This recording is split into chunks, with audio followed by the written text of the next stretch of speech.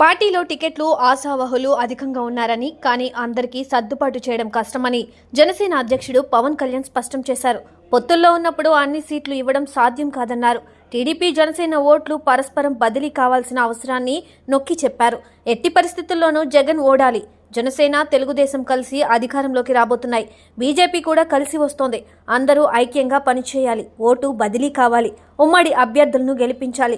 2019 ఎన్నికల్లో సీట్లు ఆశించిన వారందరికీ స్వేచ్ఛగా టికెట్లు కేటాయించలేం. ప్రస్తుత పరిస్థితులు వేరు.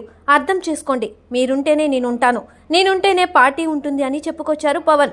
ఆదివారం విశాఖలో ఉత్తరాంధ్ర నేతలతో, సోమ మంగళవారాల్లో రాజమండ్రిలో, ఉమ్మడి గోదావరి జిల్లాల నాయకులతో ఆయన సమావేశాలు జరిపారు. పొత్తుల్లో భాగంగా అనుసరించాల్సిన వ్యూహంపై దిశానిర్దేశం చేశారు. పొత్తుల్లో ఉన్నప్పుడు కొన్ని కుదరవు. అందరికీ సీట్లు కేటాయింపు సాధ్యం కాదు. నన్ను నమ్మి పార్టీ కోసం పనిచేయండి. నాయకులకు ఏ పదవులు ఇవ్వాలన్నా బాధ్యత నాకు వదిలేయండి. కష్టపడి పనిచేసిన వారిలో ఎవరిని మర్చిపోను. అందరినీ గుర్తుపెట్టుకొని న్యాయం చేస్తాను. ఎవరు అధైర్యపడొద్దు. నాతో పాటు పోటీ చేసే మెజారిటీ సభ్యులను అసెంబ్లీకి తీసుకువెళ్తాను. సార్వత్రిక ఎన్నికల తర్వాత జరిగే ప్రతి ఎన్నికల్లో పొత్తుల్లో భాగంగా 3వ వంతు సీట్లు మనకు వస్తాయి. అప్పుడు అందరికీ అవకాశాలు లభిస్తాయి.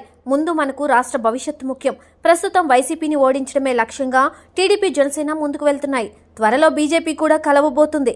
3 పార్టీల నాయకులు కలిసి పనిచేయాల్సిన అవసరం ఉంది. పొత్తుల గురించి ఎక్కడా తక్కువ చేసి మాట్లాడవద్దు. పార్టీ సూచనలు అందరూ ఖచ్చితంగా పాటించాలి. వైసీపీ ఉంటే రాష్ట్రానికి భవిష్యత్తు లేదు. యువతకు ఉద్యోగ అవకాశాలు లేవు. ప్రజా జీవనం అస్తవ్యస్తంగా మారింది. ఇలాంటి సమయంలో రాష్ట్రానికి అండగా నిలవాల్సిన బాధ్యత మనందరిపై ఉందని పేర్కొన్నారు పవన్. టికెట్లు ఆశిస్తున్న కొందరు నాయకులతో ఆయన వ్యక్తిగతంగా కూడా సమావేశమయ్యారు. బుధవారం ఉదయానికి ఆయన మంగళగిరి పార్టీ కార్యాలయానికి చేరుకుంటారు. తర్వాత కృష్ణా, గుంటూరు, ప్రకాశం నేతలతో వరుస సమావేశాలు నిర్వహిస్తారు. ఈ వారంలోనే ఢిల్లీ పర్యటన ఉండే అవకాశం కూడా ఉంది.